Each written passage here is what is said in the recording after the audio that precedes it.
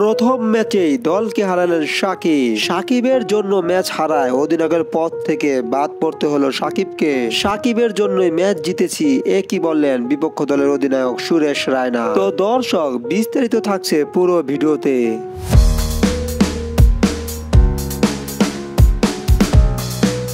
ধুমধারাক্কা ৬০ বলের খেলায় যেন প্রতিনিয়তই বল হারিয়ে যাচ্ছে। কে বেশি ৬ মারতে পারে সেই প্রতিযোগিতায় সব ব্যাটাররা উঠে পড়ে লেগেছে। কিন্তু এই টি10 লিগে একই দেখালেন সাকিব আল হাসান। বল হাতে ১ ওভারে ১৮ রান দিয়েছেন সাকিব, কিন্তু ব্যাট হাতে যে তিনি টেস্ট ম্যাচ খেলেছেন। সাকিব আল হাসান ৬০ বলের খেলার মধ্যে তিনি একাই ১৬টি বল খেলেছেন। এই ১৬টি বলে কমপক্ষে ৩০+ রান হওয়া দরকার ছিল, কিন্তু সাকিব করলেন মাত্র ১৩ রান। ব্যাটে বলে বাজে পারফরমেন্স করার জন্য অধিনায়কের পদটাও হারিয়েছেন।